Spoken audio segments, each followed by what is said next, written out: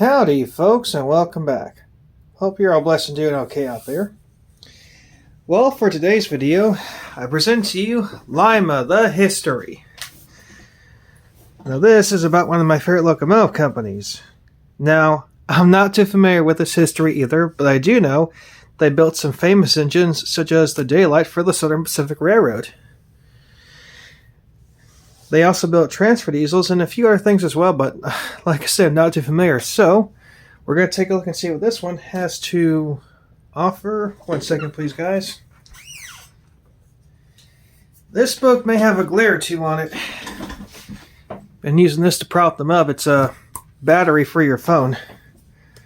Anyway, let's take a look. I just know Lima and Hamilton came together and they were competing with everybody else whenever they were in business to build a better locomotive. Heck, everybody was competing back in those days.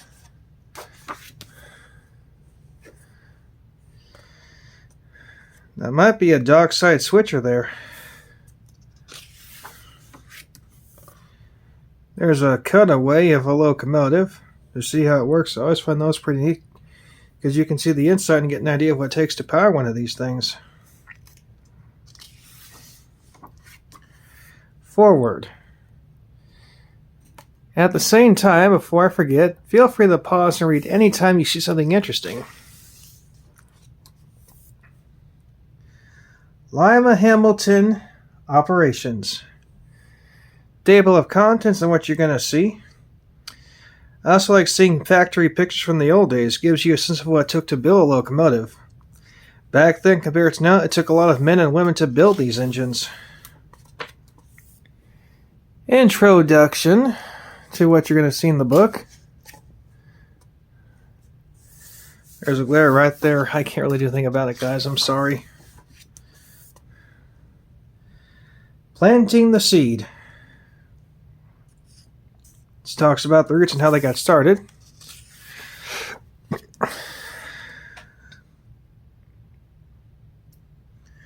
Looks like they start off as a canal boat company. Well, our first railroad before the Vienna was the Allegheny Portage Railway Company, which hauled barges and canal boats on rail cars and horses. A very small operation. Not the fastest, but it got the work done. Planing mill. There you go.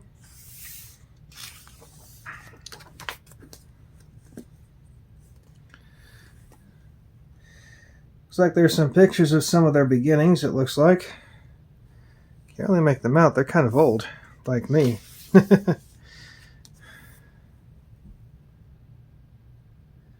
It's like an opening day ceremony for the company or the factory. One of the two.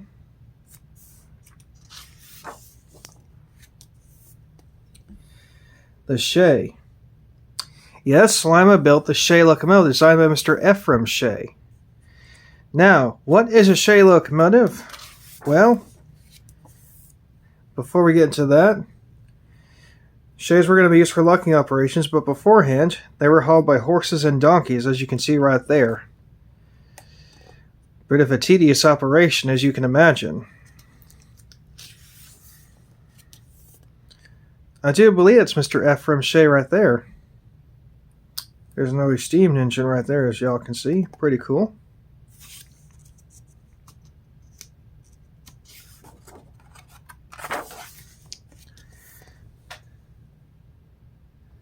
E. Shay's improved locomotive engine. That looks like a Heisler geared locomotive. This is probably showing the evolution of what would eventually become the Shay.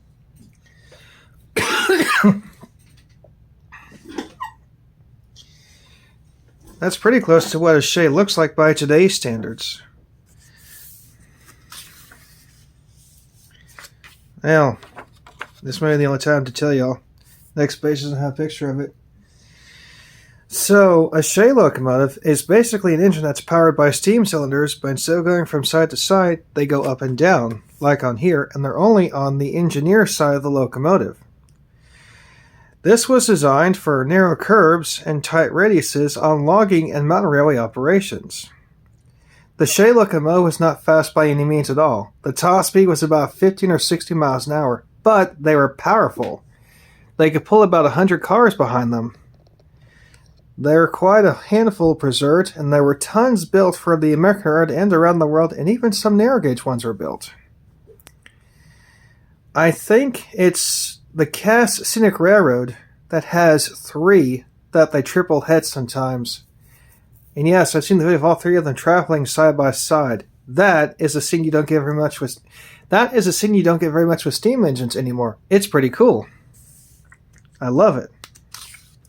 And another thing about the Shay is even at slow speeds, it sounds like an express engine, like it's working hard when it's really not. The fireman's side is called the boring side because, well, there's nothing over there. The engineer side is the best place to see a Shay in action. Oh, one more thing. They range from 2 to 4 trucks.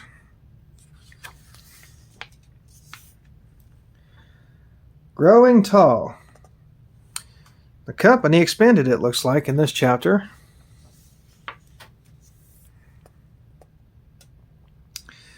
There's some of the founders, it looks like. Oh, that's a very early engine right there. It's got a vertical boiler instead of a horizontal boiler like we would see on later steam engines. Lima Machine Works. That's pretty basically designed steam engine right there. Pretty cool.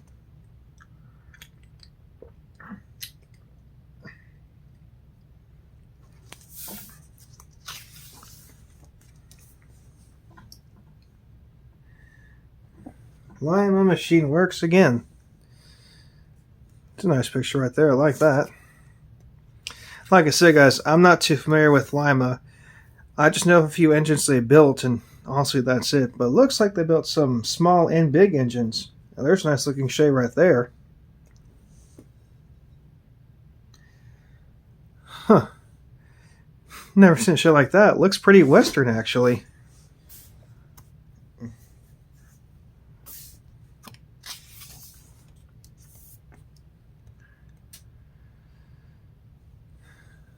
All these men and women here worked at the factory, or it might all just be men.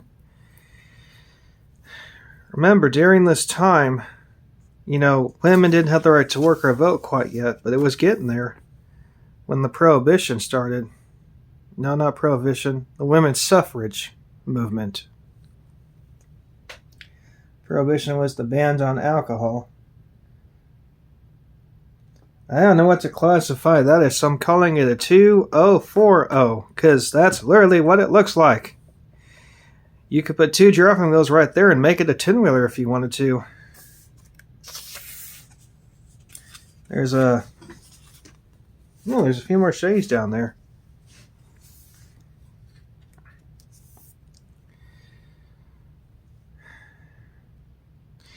Yes, the Shays were mostly used in mountain and logging operations. I guess they wanted an engine that was powerful but didn't go 100 miles an hour and didn't use a lot of energy and power to make it move. And I guess the Shays were built for just that. Growth, ambition, and despair. Well, yes. Unfortunately, like a lot of companies, Lima did suffer during the Great Depression. And things just changed and evolved over time, and some of the locomotives that were built by Lima and Alco were no longer needed. So they started losing money to their competitions like GE and EMD. And like Alco, Lima went out of business or was bought out. One of the two. I'm not sure exactly what happened to them. But if you guys know, tell me in the comments. I am curious now.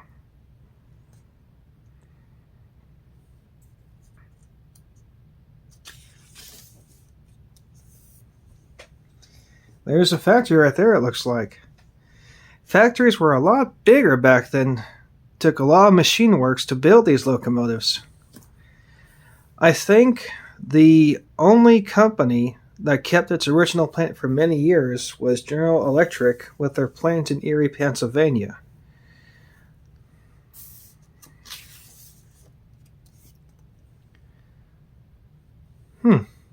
Open cab design.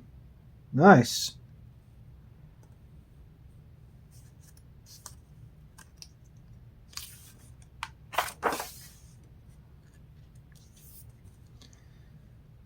I guess Lima may have built a couple of freight cars. The only companies now that built cars were American Car and Foundry, Pullman Standard, and the Budd Company.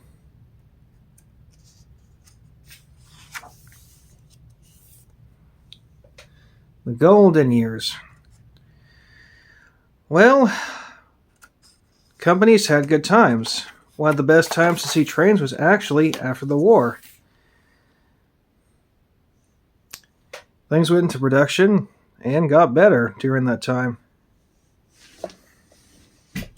Streamlined trains came of age. People were playing with Lionel trains, and products were just getting better and better all the time.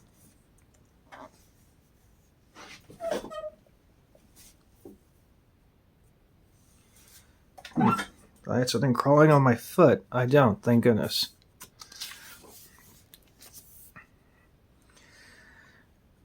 Wow, this book really went all out on the shays.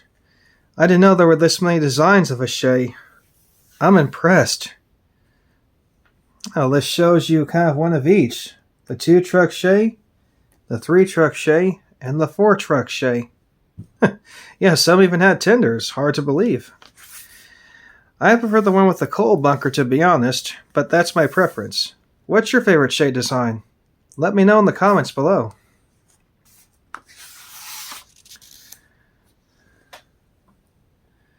There's a 460 and a little 040 there. Very nice.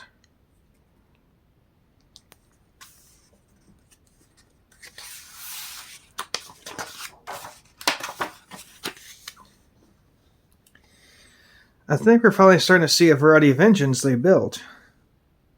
Let's see, we got 1, 2, 3, a 10-wheeler, a consolidation, and 2 moguls.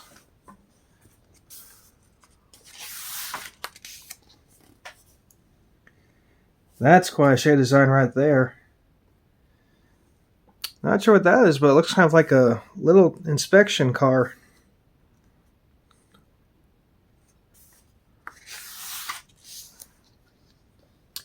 People, profits, and promotions. That's a neat looking vehicle right there. I like the old cars like these between 1900 and the 1970s because they had class and style.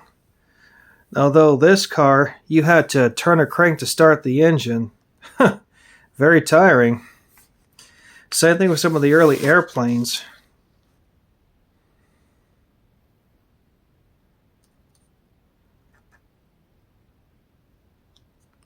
Some more folks there. I don't recognize them though.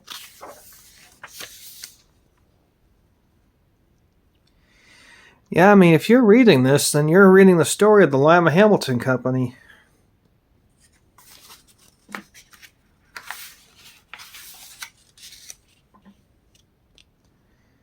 There's some more automobiles. I guess they made some cars too. How about that?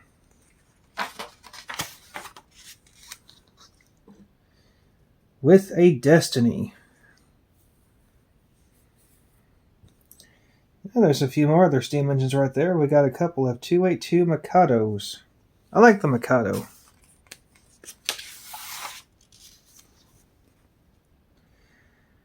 There's a saddle tank there. I guess Lima made those. Couple of 080 switchers. Yeah, no, one's an 060. Right there. That's the 080 there at the top.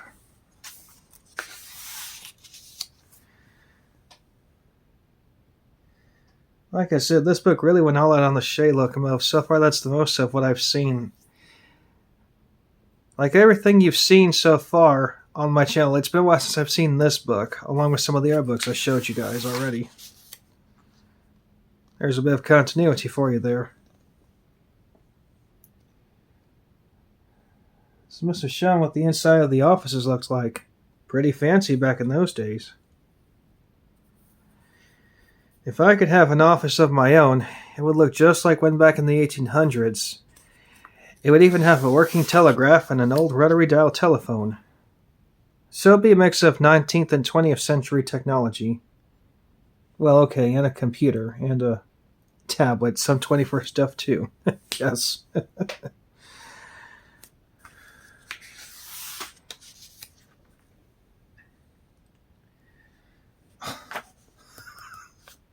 That is a big shay. My goodness. I don't think that went to production. I think these are just some blueprints, drawings, and a few prototypes that may have been made. My goodness. More experimental engines.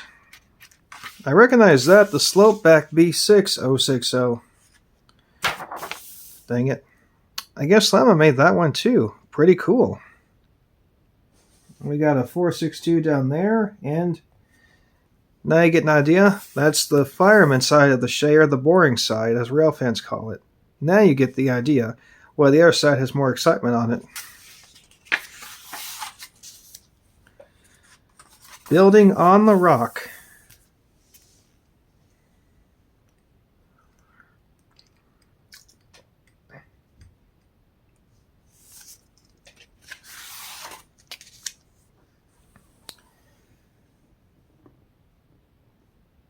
Got some more steam engines. We got a 282, a 462, and another 282.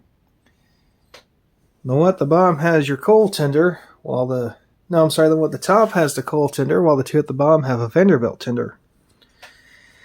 You wonder what's my favorite tender?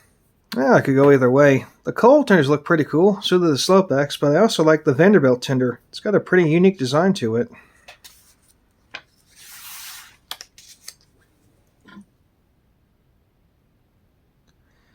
These are neat looking pictures too. I guess they're showing you a factory, or should I say a depiction. No, that's not the word either. A process of building a steam locomotive. Daggum, my vocabulary, my brain was acting up there, y'all. There's a 280 down there, and yeah, it looks like some engines just now rolling off the assembly line. Pretty cool.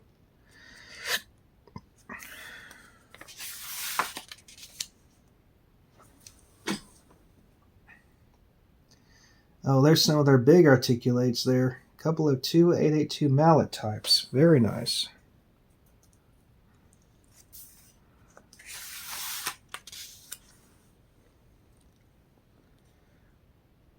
Now, there's a Climax and a Heisler. And there's a 282 down there.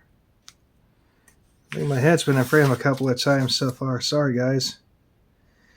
More shays, naturally. Is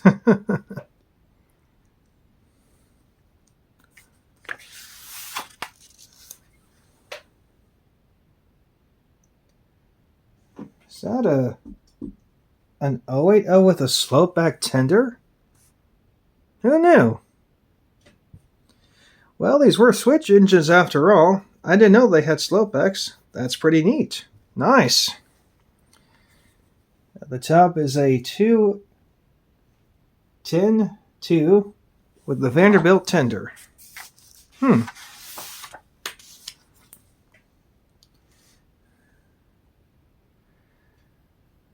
into what's going on here. Either they're building it, or the building was destroyed and they're trying to rebuild it. If you guys know what's going on, tell me.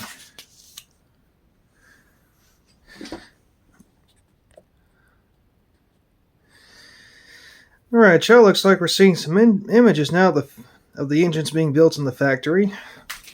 Also, if you noticed a slight glitch in this hand here, I had to pause the video for just a moment.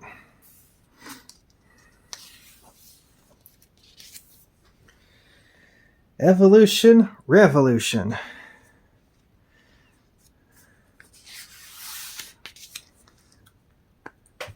There's a 282 down there. Pretty cool.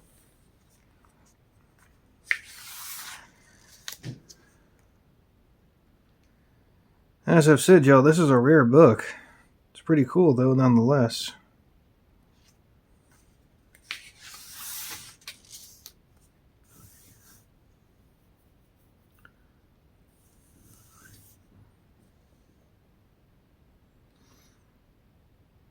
factory pictures and some blueprints for a steam engine. Probably the same one you're seeing right there.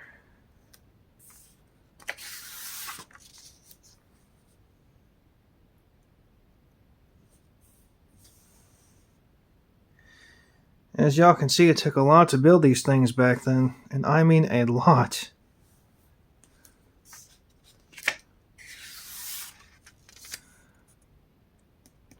Boiler kind of looks like a gun barrel a bit, doesn't it?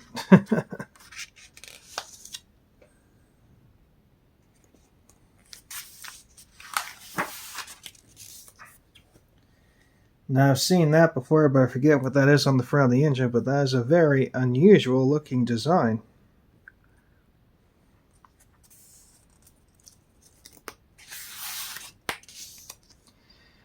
It shows you the inside of a steam engine's cab, and it's pretty complicated compared to today's engines, but at the same time, these are very simple machines, if you know what you're doing.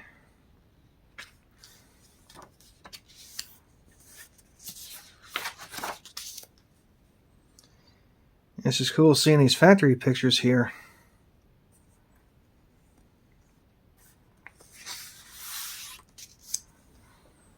There's some more of their engines. Looks like we got a 284 and some more 284s. These are all Berkshire types. Modelers, take note. The amount of model I've shown so far.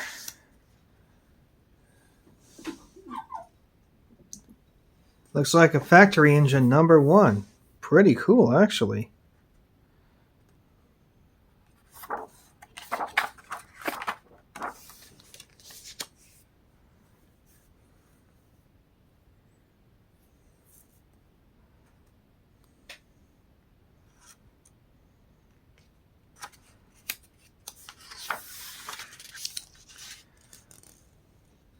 Well, that's pretty nice looking. I like that. The superpower age, when steam was very powerful. Walking with confidence. And there's 3 different engines there lined up. Nice.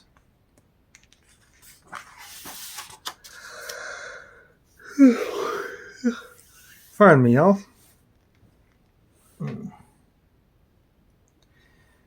Looks like they work at Walking with Confidence with all the stuff they've made. More Shays again.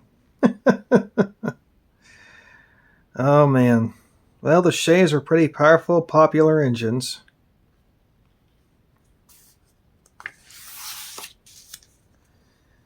There they are again. Goodness gracious. Like I said, whoever made this book really went all out with the Shay locomotive, and I don't blame them. There's the rigid frame of the Shay. Very nice.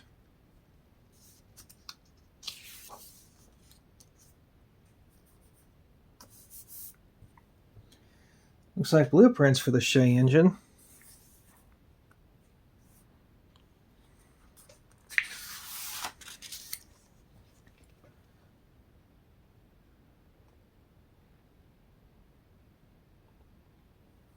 That's pretty cool.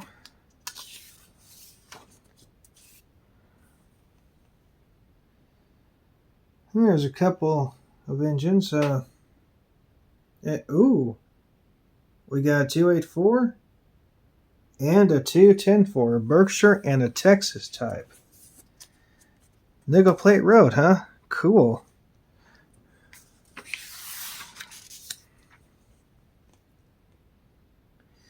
Now I like this when you have people lined up in front of a steam engine for a picture. I've always liked stuff like this. And we got 2 engines for the Erie right there. And the one at the top is the, sorry to get in frame, Illinois Central.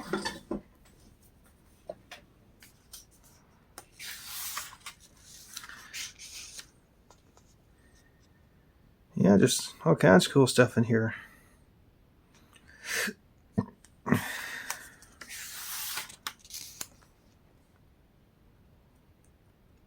There they are building the Shays, as y'all can see.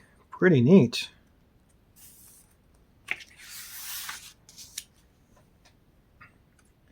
A Boston and Maine 284 Berkshire. You live in Boston or Maine, that's for you.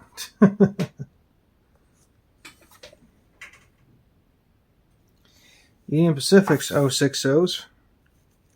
Pretty neat.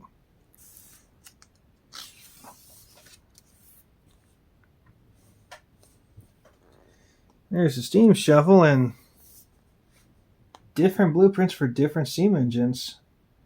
Huh. And the one at the top is an articulated locomotive. Pretty cool.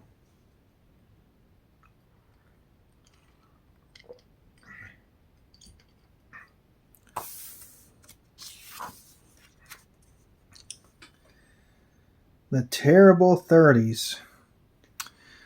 Oh, the Great Depression. I don't know if there's anybody alive who grew up during that time or was alive or born before that time, but it was just bad, the Great Depression.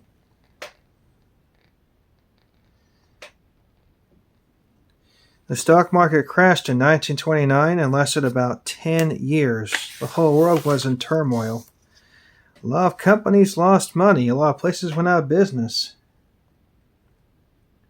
The drawing room.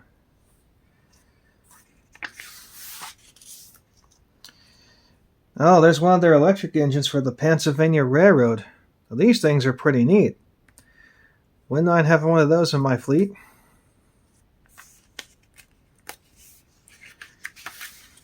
Yeah, the 30s was bad, though. I'm not kidding about that.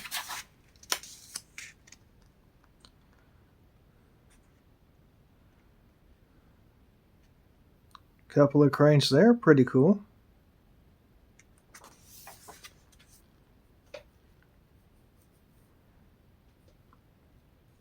Steam shovels. Looks like they build all kinds of stuff, not just trains, and that's good. Now there's an 080 and another Shay. I think it's interesting that some companies don't just build trains but other products as well, such as General Electric. They also make appliances and jet engines, not just trains. Okay, we have a Lima demonstrator unit up there, it looks like. An engine from the C&O, an engine from the Pennsylvania Railroad, and this one is from the DM and IR. No.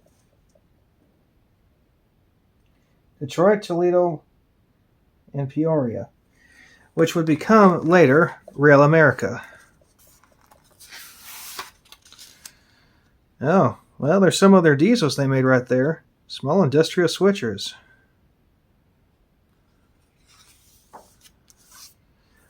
And these things are tiny. I call these toy trains because, well, they look like toys.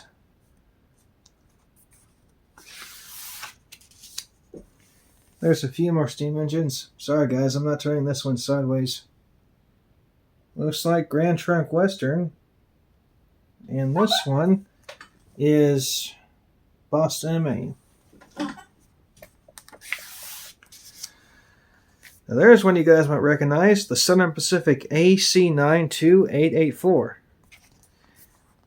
Before the Challenger and the Big Boy made their trips to Texas, these were the biggest regularly operational steam engines that ran through Texas.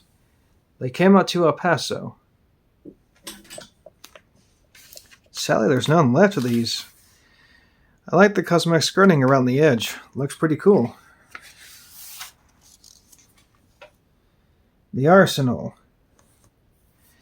This must be about some of the war trains they had.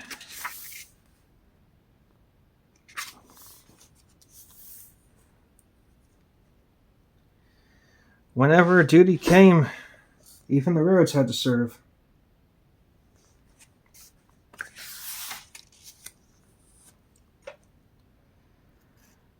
This looks kind of weird because I'm expecting to see army trains in here, but I'm not, but that's okay. We got one from the Archon Central, and another from the, well, I'm just going to call it previous North America. Past Rail America. Pre-Rail America. There we go. Okay, there's some articulated engines right there. And a 484. Huh. New York Central. And 2 for the C&O. Wait, I thought these were Baldwin engines. Are these Lima locomotives? I need to look into it. Let me know, guys, who built these right here.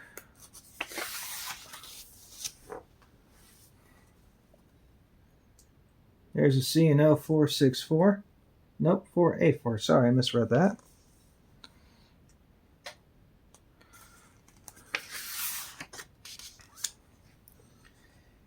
There's a Berkshire for the Nickel Plate Road.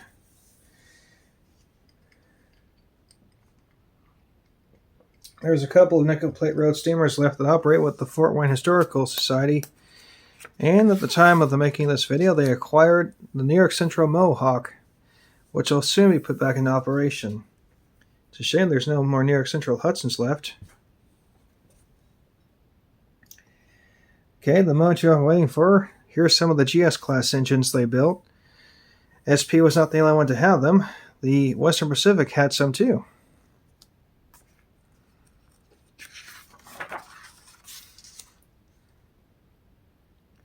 I think that's one right there. No, the poppet valve.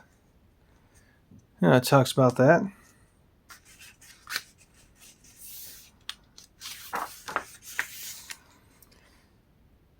More images of an engine being built. Pretty cool.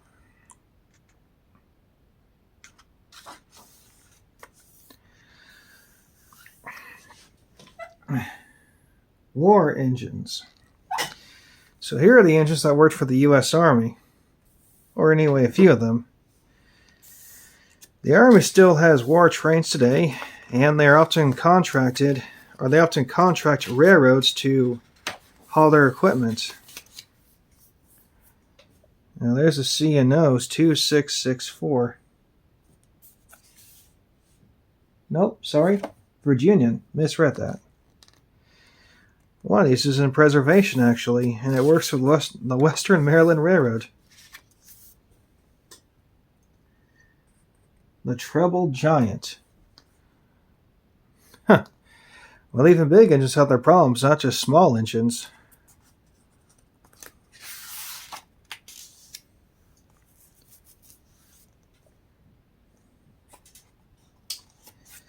There's a Rock Island RF-16 Northern.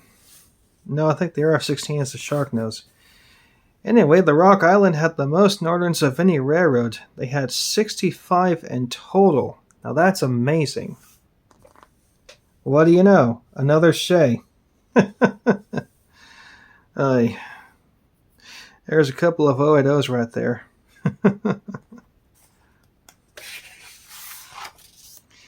I think we've seen a Shea in just about every chapter so far.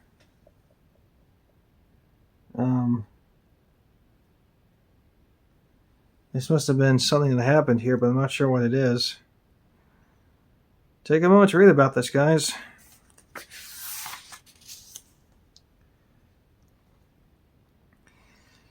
Takes a big crane to lift these engines up. It's amazing.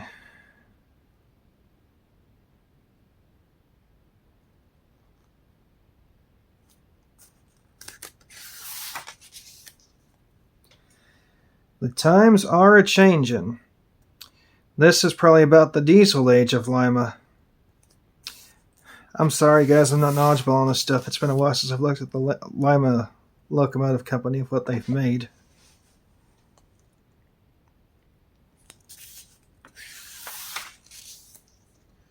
Okay, there's a Northern right there.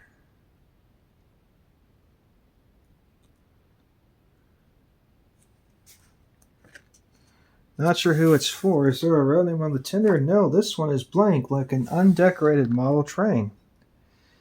Looks like though it could be a C&O engine. A new design of steam locomotive. Well, how about that? Huh.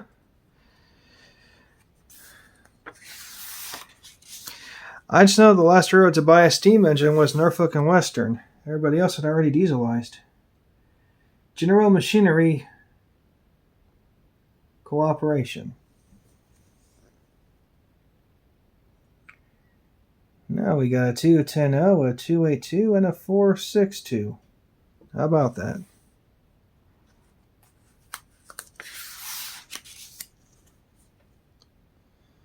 There's a nickel plate road steam engine. As I said before, there's quite a few preservation. Pardon me. I'm not bored, guys. I'm just kind of sleepy.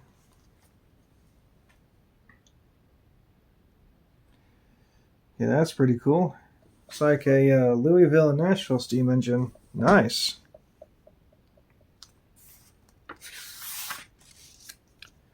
Classic L&N. There's some of the diesels that Lima made. I forgot they made diesels, to be honest with y'all. Yeah, these look like your typical yard goats. That one kind of looks like an RS3 a bit.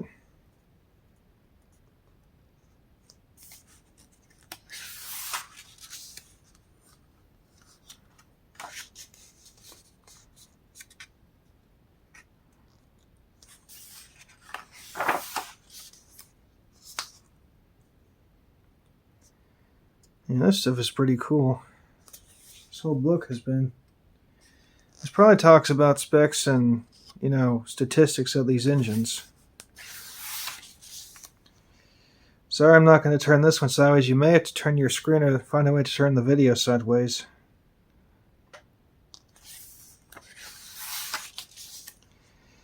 There's some factory pictures for the diesels they're building.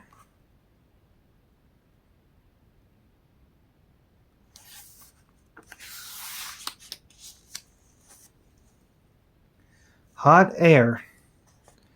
That's what all of our politicians are full of. And I can be too sometimes. That must have been a concept for their streamliner.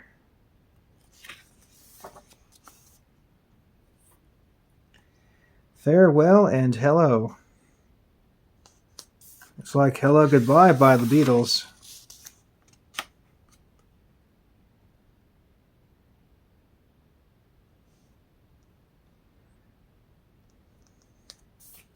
Like the paints came on that yard switcher there.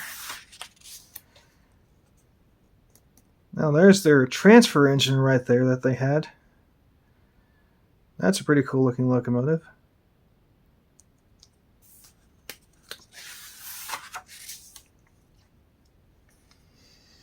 Yeah, these were big and powerful. They produced about 2,500 horsepower, which was a lot for the time, and they were perfect for small yard moves and light mainline operations.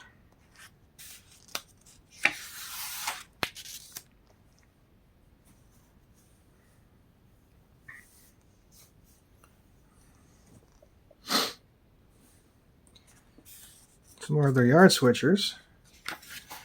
Like I said, some of these designs are very similar. They were just basically, in a way, copying each other, I guess you could say. Oh, they put a section about Baldwin in here. Don't know why, but okay, this book's about Lima.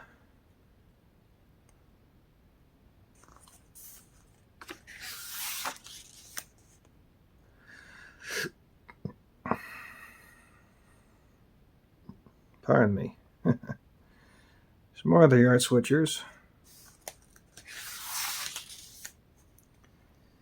Now they're standing by the Lima 2500 switcher for the Pennsylvania Railroad. Pretty cool.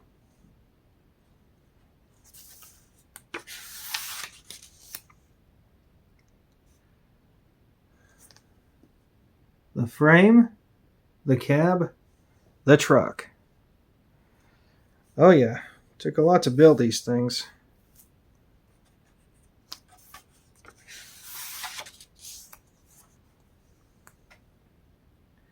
The motor and generator.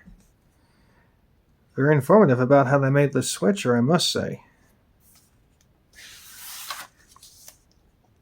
Again with the shays. I don't know why this book decided to spread everything else out about their engines. They should have gone like chronological order and just did a chapter dedicated to shays altogether.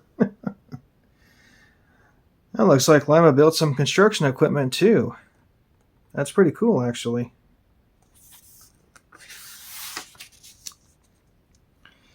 There's a little tank engine. Another yard switcher or two right there.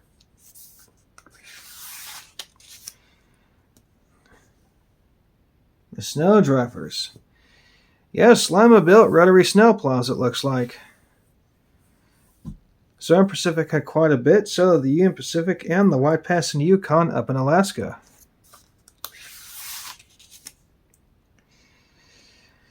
During the winter, these things work non-stop, literally. The Jordan spreaders work too, but they also derail from time to time, so these are actually better for taking the snow. So you may be asking, how does this thing work? Let me go back to the previous page. So this big fan or screw or boring device, whichever you want to call it, spins around, sucks up the snow, and spits it out on the side here, to the left or to the right. These things are so powerful they can dig a trench far deeper than themselves. It's amazing to see these things in operation too. Well, okay. Heating up the forge.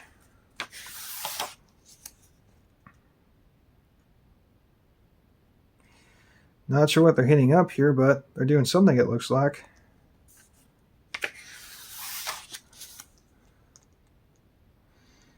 Yeah, there's more stuff about how the steam engines are assembled and built. It truly is an amazing process.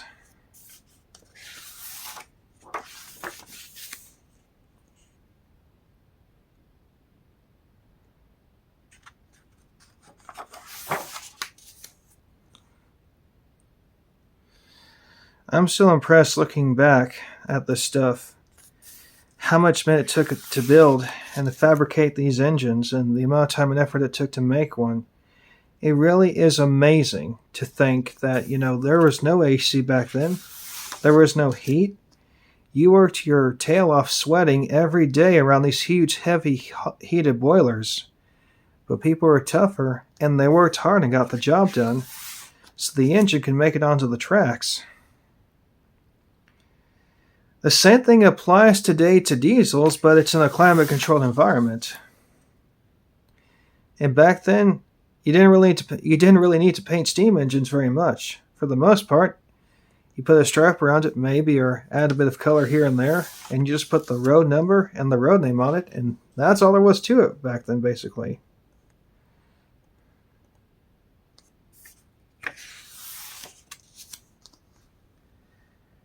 Portraits of Power. And there's one right there.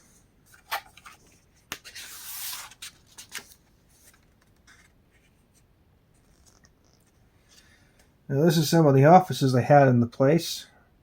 Pretty cool.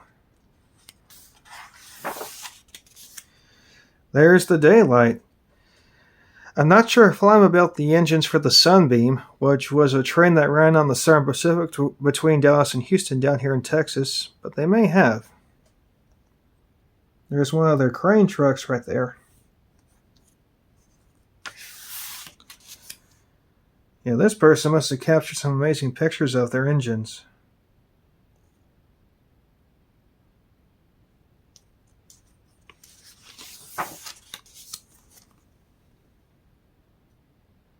There's a C&O 282 or 284 Berkshire.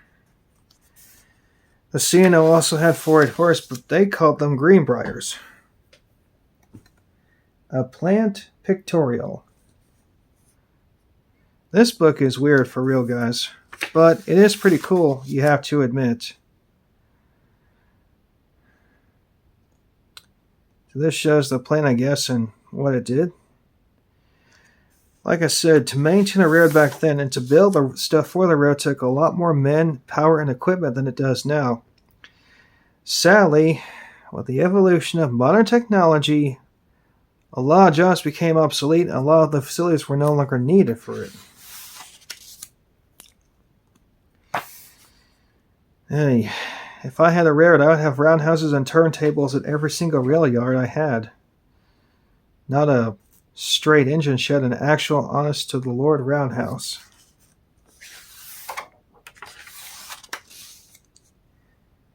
Look at all that.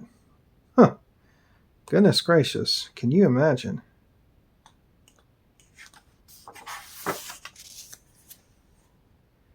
The Shea roster. We get it, Lima. You built the Shea, and you're proud of it. We're glad you did, don't get me wrong.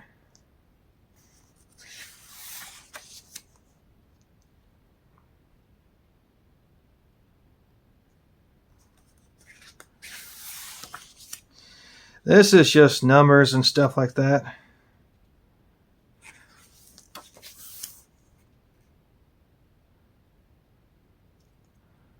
Luckily, we're almost done with the book.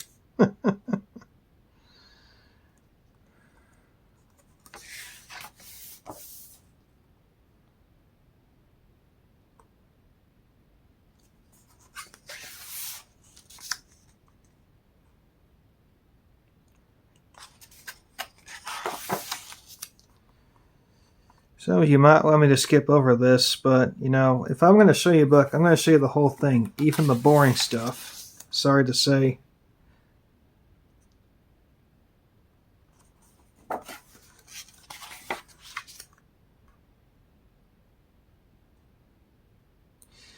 There are people out there who want to see this stuff for what it is, so I'm more than happy to show them. The Rod Locomotive roster. I couldn't believe there were that many Shays. Oh my goodness. And only one daylight picture. Yeah, this book, I'm impressed and disappointed at it at the same time.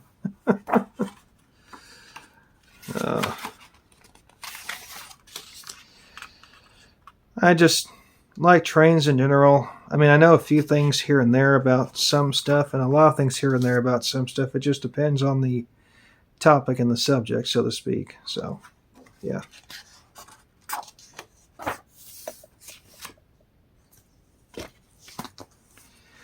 And there you have it. The Lima story of a famous locomotive company.